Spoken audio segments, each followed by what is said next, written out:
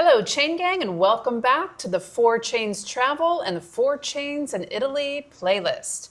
This week, our video is the top 10 cities in Puglia This week's video are the top 10 cities in the Puglia region to visit. Yeah, this isn't meant to be the end of the discussion by any means. Yes, we have spent a lot of time in Puglia.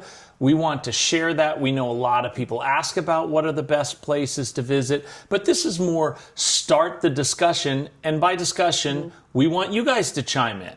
Are there stuff we left off the list that you would have put on? Is there stuff we have way too high or we have way too low? We have a thick skin. We just want people to come to the best conclusion, so feel free to chime in with your list, right? And in fact, we didn't even agree on the list. Yeah. The way that we compiled the list is we each independently ranked these cities 1 to 10, and then we averaged them to come up with the list that we're going to tell you today. That's correct. That's a very good point. Now, before we start this, to avoid some comments that I do anticipate, it's okay, you can say it anyways. We're going to talk about a few that are not on the list that you might be curious about.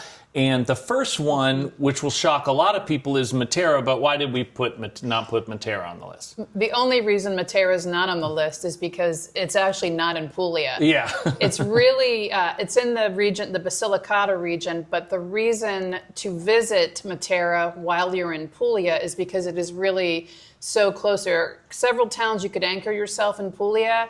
Matera is kind of the only thing to do in that, around that region. So it's not technically in Puglia, but is absolutely worth a visit. You have to go 100%. And stay more than a day for sure when you're in Puglia. Yeah, I agree. I don't think it's a day trip. A lot of people do it as a day trip, but you miss so much. Like you, we watch videos preparing to go to places, and there was so much there that we saw that we had not seen in any videos.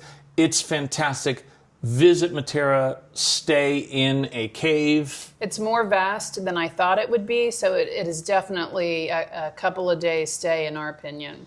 Okay, another one that might surprise people that is not on the list is Castellana Grotte. Let me just say, Matera, everything we're going to say that's not on the list, you need to go see it. And you should absolutely see Castellana Grotte. Yes. We hadn't heard about it till we got to Italy, but we weren't disappointed, were we? No, it was amazing. Again, another vast place. It's the best cavern I think I've ever seen. Yeah. And we've seen a lot of them. Yeah. Let's say the reason Castellana Grotte is not in there is number 10 is not bad and number 1 is great on this list. They're all great. Yeah. It's not in the list because the castles are incredible, and that is a day trip. There's not a lot else there, so it just didn't make the list. Now here's one. We're going to get some anger in the comments, and okay, that's fine. That's not in the top 10. I'm sorry. We made our list individually. We scored this by numbers. Oh, don't turn off the video. It's Alberobello. Yeah, and it is highly touristy. We have to say that when you're seeing photos of people walking through the streets alone, that is not a thing. Those are fake. Those people are probably using the software that removes all the people behind you. I can't imagine being there without a million people in your shot. I want to be clear. We have that software. There's a lot of software that does it. We have more than one device that can eliminate these crowds. A Final Cut Pro does it. But it's not honest, and we're honest. Like, this list is going to be honest. You should go to Alberobello. Absolutely. Whoa. It's such incredible. There's no other place like it. The Trulies, just the whole story behind how those came to be to avoid taxes and how they were moved quickly, disassembled, reassembled, and all of that. It's just a unique visual, and I definitely think it's worth a visit. But it's really, in my opinion, like a half-day trip. Now, another one. Now, this one, we're probably wrong about this. But we have to be wrong because so many people told us it was their best place in Let's Puglia. just say, okay, Lecce's not on the list. Just, okay, deep breath, please. If this was the top 11, let's just say it would be 11. I would say, other than Polignano and Mare, Lecce's the town when we tell them we spent months in Puglia, or like, oh, did you go there? I think it's because we went after Matera, maybe. Well, and we also started the day in the very touristy section with all of the shopping and fast food, like the H&Ms. Yeah, McDonald's. Our video kind of starts with McDonald's. I would skip all of that part and go right to the city gate and the old town. I mean, the cathedral is amazing. Oh, yeah. That is definitely worth seeing. And once you get into that old town section, it's whitewashed streets and some really lovely little alleys and streets to walk through. The Gandalf and the Teddy Roosevelt statues. We just found a lot of other towns that checked those types of boxes for us better. And it, in my opinion, the massive shopping and, just the big city component of it took away from it for me. So I don't feel the need to go back having seen the cathedral in the old town. And I was really looking forward to the Roman amphitheater, like the cool one in Trieste, but it was kind of, we could take pictures, but we couldn't go in, and that was kind of a disappointment. So renovations or reconstruction or, I think refurbishing. It's tough. So what's number 10? Number 10 is Cisternino. Yeah, we had some trouble pronouncing it at first. We kind of went there as a rib for our daughter, right? Yeah. When we first we kept seeing signs that said Cisternino, and we're like, oh, let's go there as a joke because we'd never heard of it. But then some people said good stuff about it, and we decided to go, and it's definitely a good place to go if you're looking to avoid the crowds. Yeah, a lot less touristy. Still has some of those really cool components of these little Puglia towns, like the whitewashed walls, a really beautiful park that overlooks Piazza Garibaldi, is that what you're talking about? Yes. It nice looks over fountain. The Etria Valley. Mm-hmm. Just looking at it is great, right? One of the most quaint, beautiful, teeny tiny little chapels I've ever seen also was in Cisternino, and that was La Chiesa di Santa Lucia. Just these teeny tiny little churches. I love them. There was one there and there was another one in Gallipoli, but we'll get to that. The best restaurant, I was going to say the best bang for your buck, but maybe the best restaurant we've ever been to in Puglia. Obviously, we've been to Florence. Relax. I'm not willing to agree with that, but bang for your buck. Up there. 21 restaurant, great unbelievable. Meal. Yeah, 21. Yeah. We will try to put the links to the restaurants and maybe some of the accommodations where it's appropriate in the description. So make sure to look at that. Yeah. It's a really good town. It's not crowded. It's got the history. It's got the restaurants. It's got the views. So, now I would say if you're asking yourself, well, why haven't I heard of it? It's not real accessible by public transportation, but if you have a car, like Happy to Wander couldn't go there because she was only using public transportation. Right. We had a car. We went there, plenty of parking spaces. So that was it. Cisternino, number 10. Parking cannot be underrated when you're in the region if you're driving a car. No, and we're about to get to that with number 9. Number 9 is Ostuni, otherwise known as the White City. Yeah, drive into Cisternino. Do not drive into Ostuni. Under any circumstances. Although, I do have to say, I could see somebody commenting, what are you talking about? Maybe the best part of Ostuni is the drive-in, and that's actually true. You're gonna get in somehow, maybe a bus or a Grab or taxi or Uber or whatever, but driving yourself and parking a car there is going to be expensive and incredibly stressful. Yeah, the two most stressful things, and we travel full time that I've ever, and even before that in our lives we traveled a lot. We're trying to park the car in Ostuni. It's not built for that kind of thing. Other than that, it also has the ZTL zone that you have to be super careful about if you don't want to be paying $1,000 fine, essentially. And I can already tell you right now, I can anticipate one of us is going to edit in some footage of me driving through the ZTL zone, and you're not going to see a street. You're just going to see people. And what you're looking at now is actually not nearly as bad as it was like 5 minutes before I started filming. So, maybe Ostuni's too low. It is the eternal white city. There's so many pictures on Instagram that look fake that actually are not fake of Ostuni. It is it's an incredible sight driving in. And I would compare it to Alberobello in that it's so unique, just this white city up on the hill, as compared to the Trulies in Alberobello. being so unique. It's just a unified look, and they're both very different, but very amazing. Stunning, both of them. Another reason that we might have Ostuni too low, and just be honest with us, is that, we have a video of why we try to stay in hotels instead of what we call alternative booking, Airbnb, booking.com. And one of them came into play here. We had a Airbnb that was fantastic on paper, but then certain things went wrong with it that don't go wrong with hotels. The heat was stuck on 88 degrees. The washing machine broke down, or just lots of things that aren't really a reflection on Ostuni. That's okay. Yeah. You only care about Ostuni. Maybe it is ranked too low here because there are a lot of great things, right? Yeah, and I will say I personally am so partial to seaside towns. The fact that Ostuni is landlocked, for me, that put it, a nick in the other column. That being said, there is the most unbelievable countryside view. It's great. From Ostuni, as well as a great view of the Adriatic Sea, and you can actually see Albania on the other side of the sea there, very faintly, but it is there. So now, that's very cool. I've heard people complain the restaurants are touristy in Ostuni.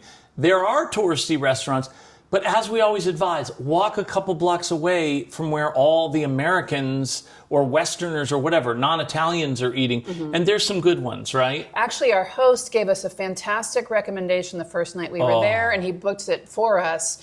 And it's the panzerotti that we've been chasing ever since.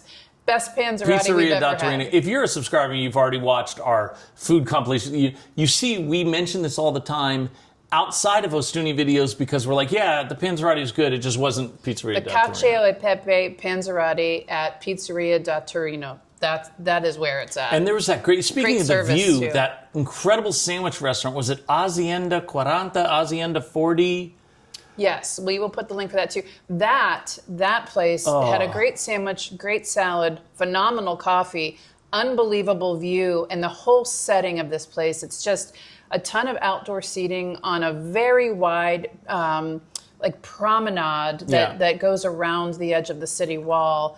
That place was amazing, just for the vibe there. Once again, 2 blocks away from totally crowded restaurants with all tourists and English menus that you really should be avoiding. So, I don't know why this place wasn't packed. I think people just don't know about it. Yeah, and there's lots of sights to see. Mm-hmm. There's beautiful churches. Mm-hmm. It's a big city, so it's also it's located really well in terms of going on. People make Ostuni a hub. It's close to Cisternino, Alberobello, Locorotondo, Martina Franca, and Brindisi. So you can see all those places, even if you're only staying for a week to 10 days and you're making your home base Ostuni.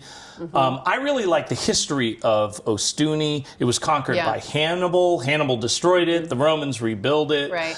Just on and on. There's lots of walkable areas. Yeah. Just a lot of beautiful streets. All right, the Ocho. What is number 8? Number 8 is Monopoli. Yeah, Monopoli, the singular city. It bills itself as having everything.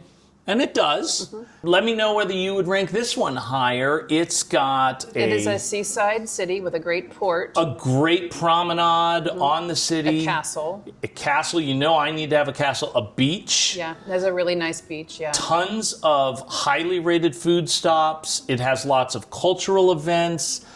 I guess overall the reason, you can tell me why you put it where you put it. The reason why it's not higher is it's sort of like a jack of all trades but a master of none. Like it has all those things you want, so I understand why people, particularly if you're only going to one spot for 4 or 5 days, you can get everything there.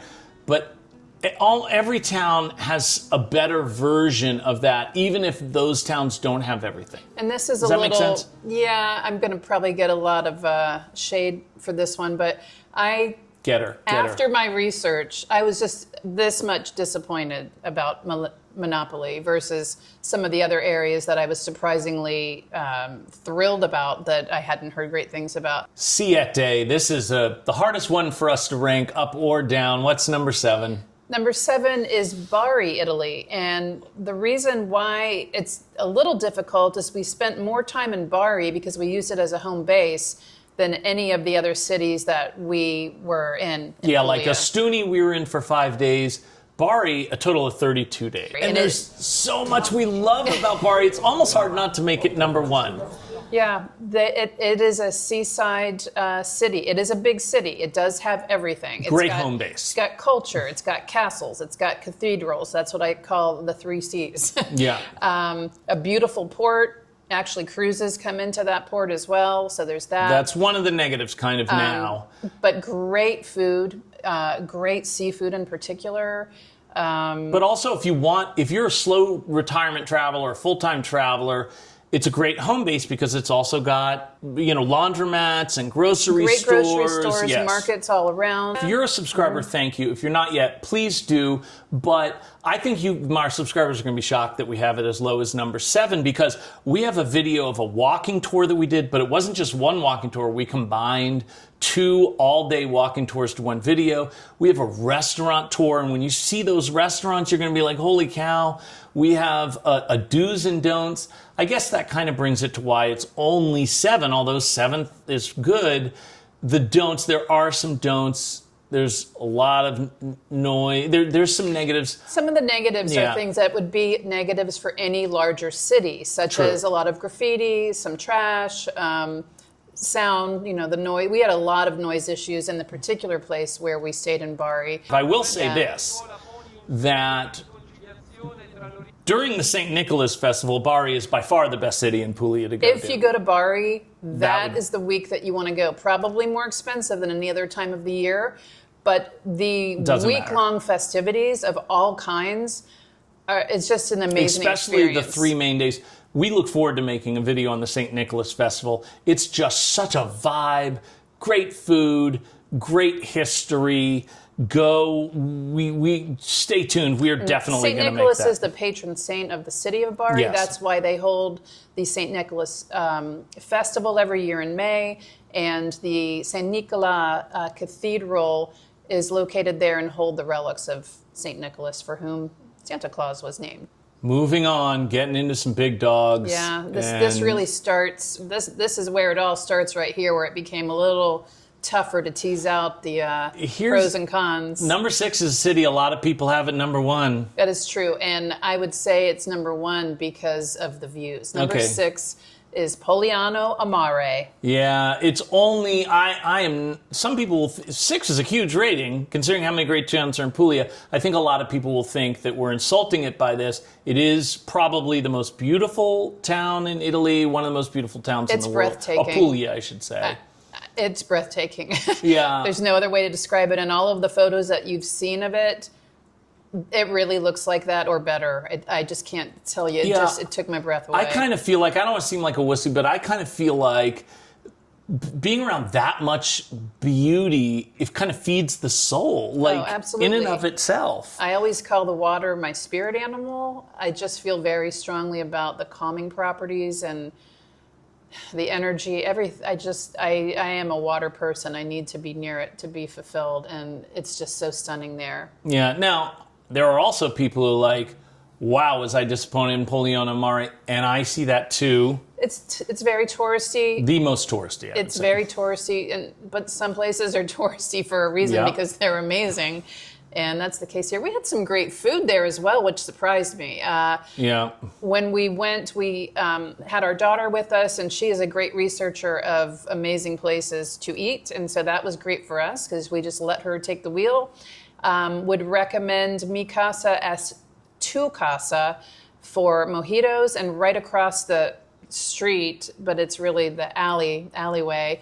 We had some I think the best fried seafood I had while in Italy was at that place right across from the mojito place. In Puglia, I preferred in Cinque Terre. That's not in Puglia, but in Cinque Terre, that stand, I would probably put that as first. But, you got to wait probably 2 hours in line to get that seafood. So, Polignano Mare has a lot to offer. Mm-hmm. It does have Roman ruins and cathedrals, and I always like that. Mm-hmm. The historic old town is less touristy, the part that's not by the water. Mm-hmm. The part that, I guess, other than the views, the part you'll see the most on Instagram is the the statue of Domenico Modugno, who wrote and performed Volare. There are a lot of things in the United States of America that claim to be Italian, like chicken parmesan and spaghetti and meatballs and stuff, and things that you don't encounter in Italy and aren't a big deal in Italy.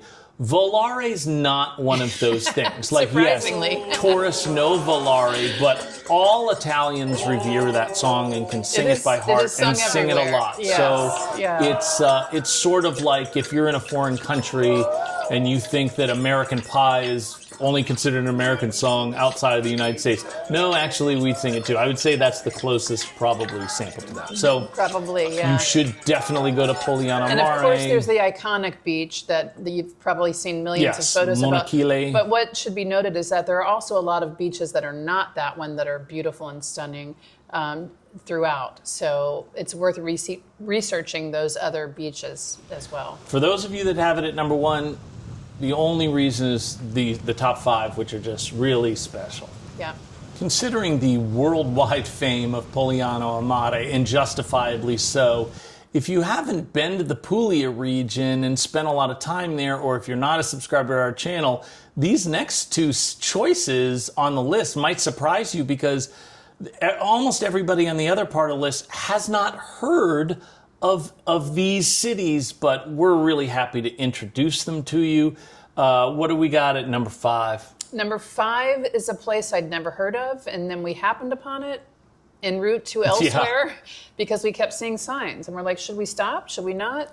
And we decided to stop at number 5, Locorotondo. Yeah, if you've seen Locorotondo in Puglia, it's probably just on a street sign before you get to Martina Franca or Alberobello, but it is really worth stopping in, isn't it? Yeah, and I'll say that it was something that struck me about it, and I'm just remembering this off the top of my head now, is that it was so clean.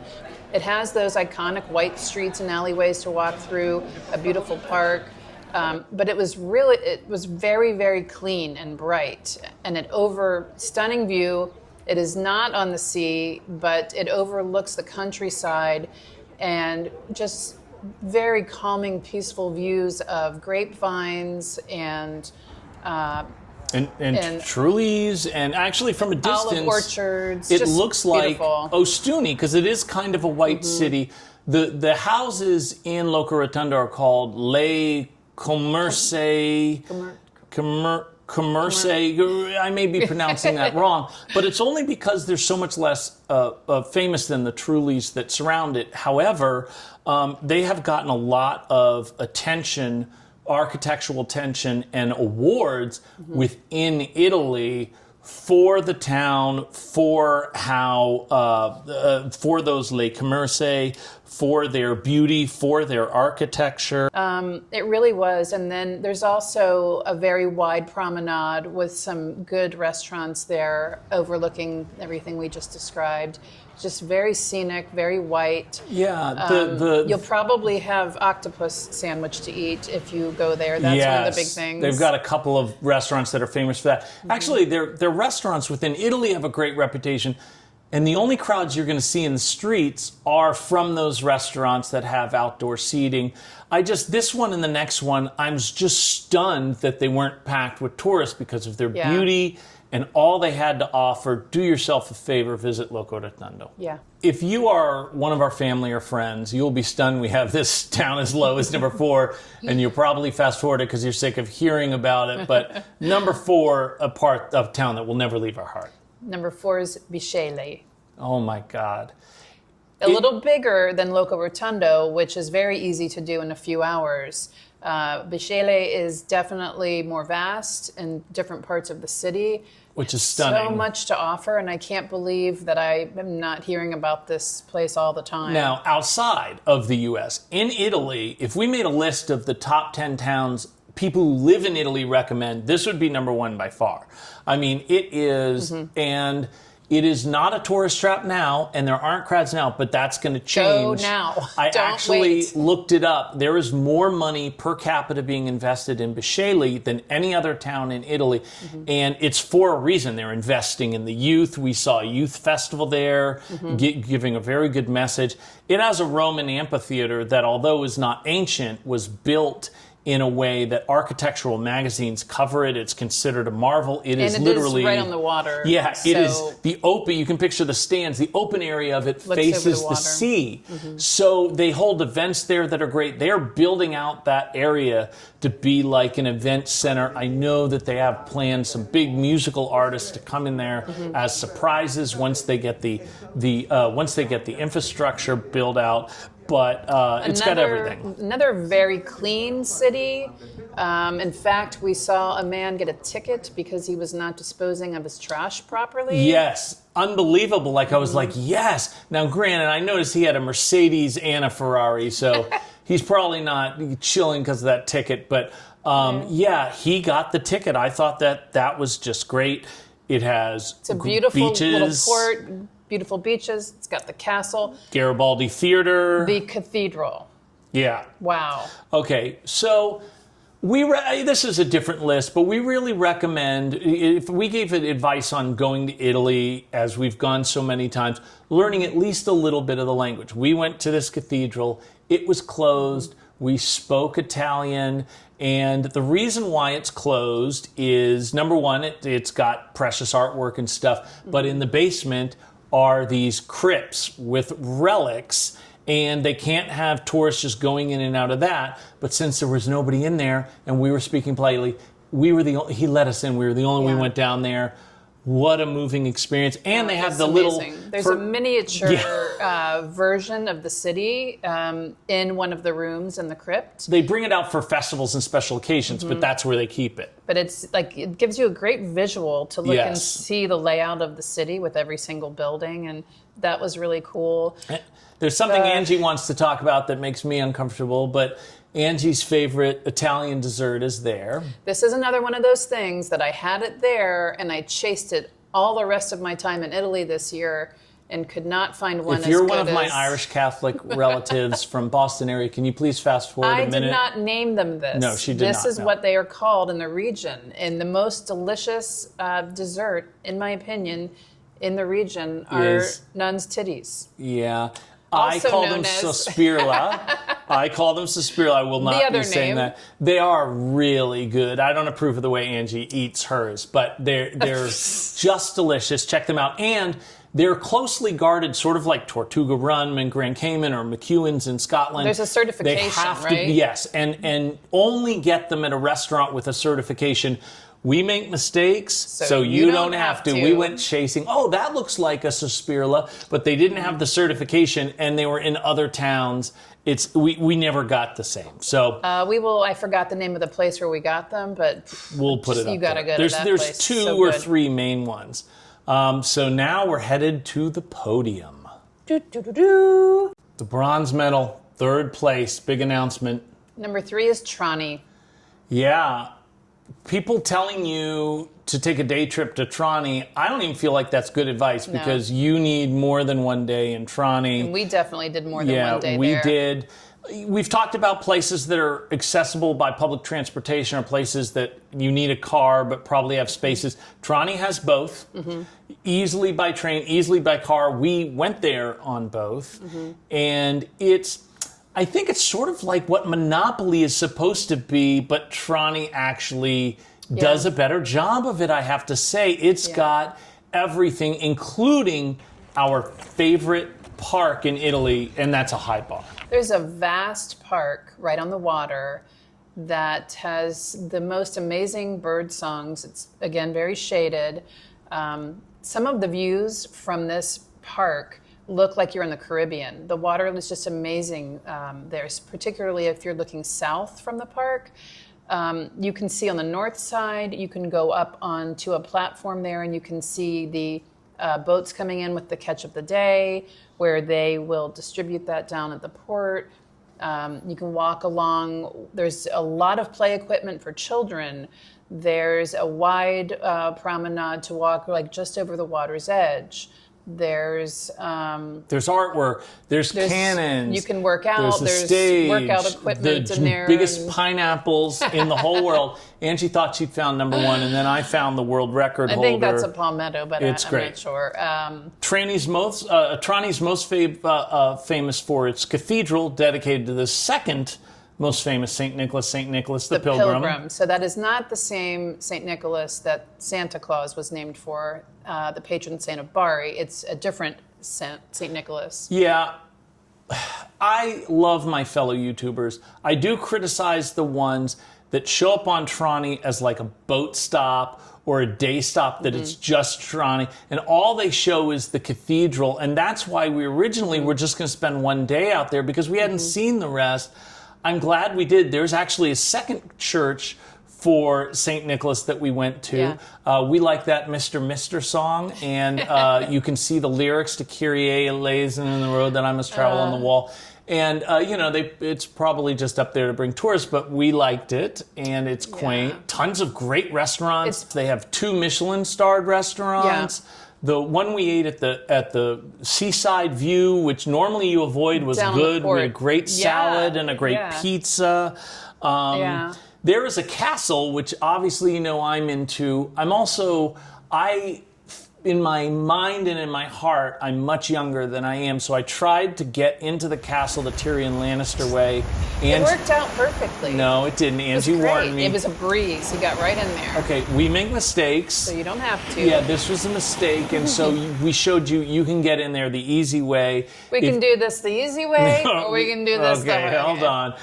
But it's part of the architectural past, so you probably want to see that's one of the Castellos Favos that's everywhere. They are really into the arts, and they post in the big square there in front of Trani Cathedral. They have a list of all the concerts that are going on that month, and it's like almost every day there's either a musical concert or a comedy act or a play, and almost all of them are free. But it was packed. There are a lot of different cultural activities to do there. But it also has the modern conveniences for a long-term stay, grocery stores, laundromats, all that kind of thing. So it checks every box and just does it a little bit better than Monopoly. I don't want to get on Monopoly because it did make the top 10, but I'd say Trani, kind of like the whole half of the list, is the kind of town where you find yourself like eyeballing the real estate listings to see how much it would be to have a house there kind of thing. And that is definitely true of our top 2. Yeah. Number 2. Number 2 is Gallipoli. Yay! It was awesome. There are a lot of Gallipolis out there, by the way, but obviously we're talking about the Gallipoli in Puglia. And it is one of the most charming and beautiful seaside towns that we found. Obviously it was the second most beautiful and charming.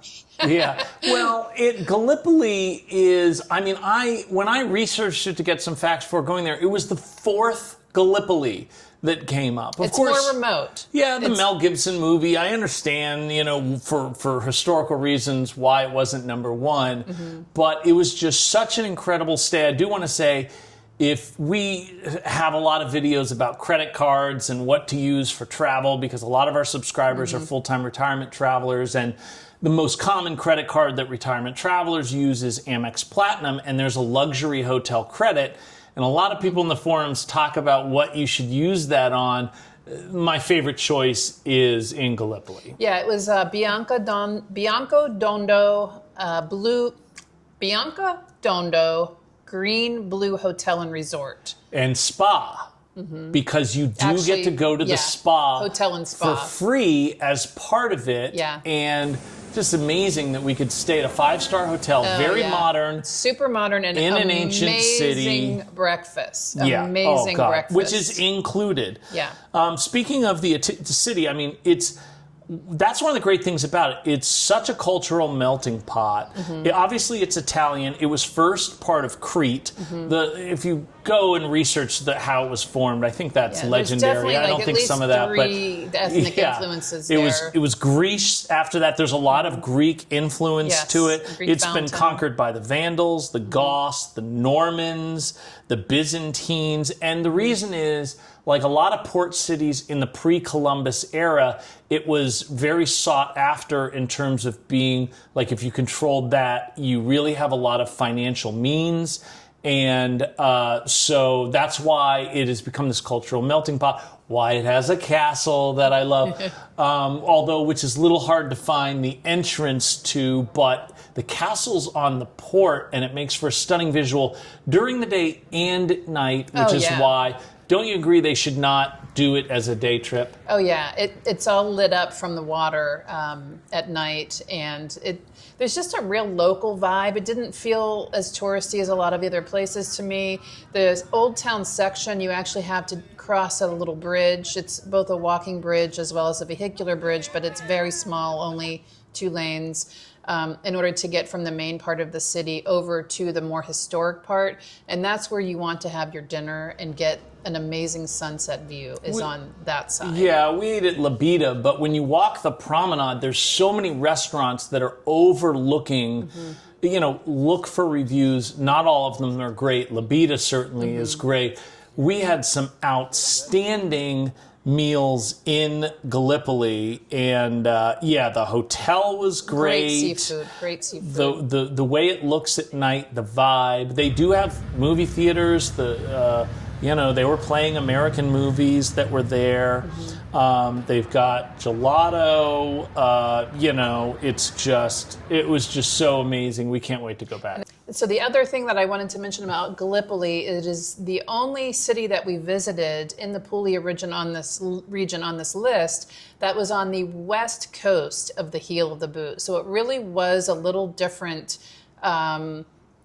Everything. The other cities were on the east coast overlooking or near the Adriatic Sea, and Gallipoli is, if you picture the boot, we'll throw up a little map here, the heel, everything was on the backside of the heel, like the spur, whereas this part was on the inside. So Gallipoli overlooks the Ionian Sea. The water was just so stunning, and there are a lot of beaches to explore there with great swimming and beautiful views. So we are at the gold medal position, number 1. Before we tell you what it is, seriously, let us know what your list is or what changes you would make. Like Angie mentioned at the beginning, we used a scoring system. We each individually made our lists, 1 through 10, and then we ranked them in the least amount of points, the better. And number 1 only got 2 points because we both ranked it number 1. Yep. I think that might be the only one that we ranked exactly the same, right? Maybe, yeah. Okay, number 1 is Otranto. Yeah, Otranto, number 1. It has absolutely everything. It's definitely a place I can live. You've heard me talk a lot about castles. If somebody asked me, and they have, if you're only going to go to one castle in Italy, what would you be? It would absolutely be Otranto. Yeah. First of all, it has an economic significance, as a lot of these castles do in port cities, but a lot of famous books were written and conceived there. So it's a literary giant, but also, unlike Bari, where the castle is really only cool from the outside and the inside is just a grab for money, the inside of the Otranto castle is amazing. You can learn about the history. They have artifacts, but you can actually go up on the top and you can really experience what it was like as a defensive fortification and really get a feel for it. Really, I don't think any other castle comes close. And then you can walk over a little bridge to what was, I think, the later addition to the castle walls. Yeah. They call it the crazy building because it was constructed so crazily. It was just an additional fortification, but it also now is a huge promenade walking around a lot of Otranto. And I think it has one of the most stunning views of the sea. The water might be the most beautiful there of any place that we saw. And certainly the beaches are number one. If you said what has the best beaches, yes, beauty-wise, it's Polignano and Mare. But to actually spend a day and not be packed in like sardines, it's Otranto because they have so many. The water's so clear. And it reminded me of Dream Sands Resort in Cancun. There were so many families with young children. You can go really far out without it being deep, but also just incredibly clear and blue turquoisey in the distance. It was so nice. The town really, it felt like a beach town with tons of culture and history. It was a little more laid back in its feel. Yeah. And doesn't have the prices of a Polignano and Mare yet either. So just to tell you where it's situated, it is the southernmost of the cities that we visited on this tour of Italy in the Puglia region. It is on the Adriatic coast, so it is on the heel of the boot, very far south. I would say if you're going to do a couple of places back to back, I would suggest doing Gallipoli on the other coast one day or a couple 2 days.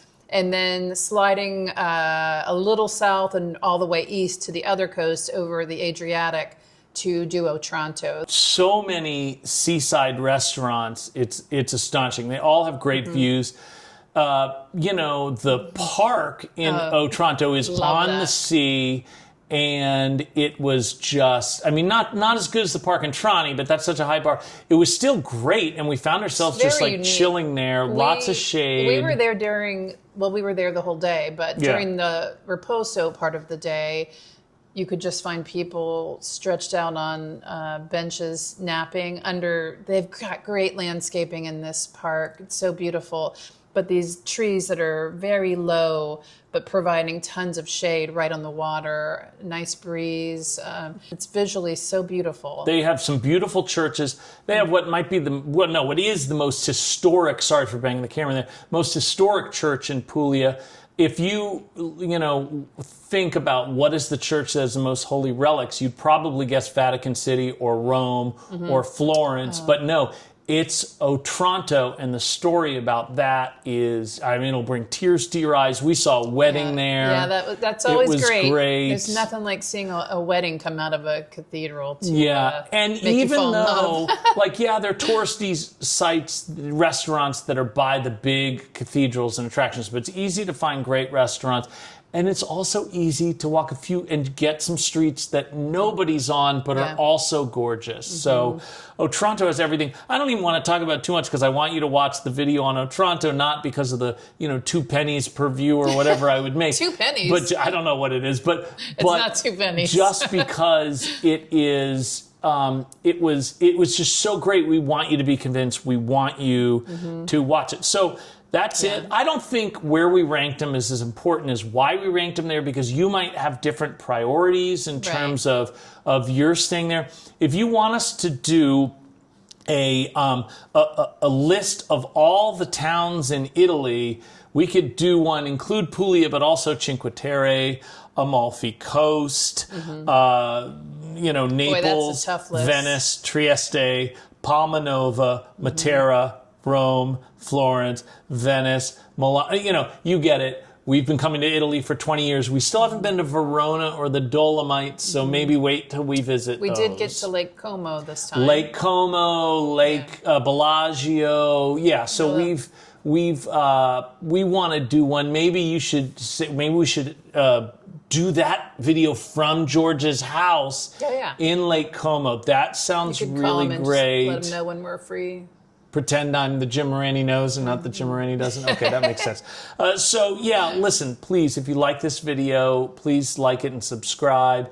Let us know what your wish would be. We publish videos every Saturday, so see us next time. And don't forget to check out the links in the description, and we will see you on the 4 Chains Travel.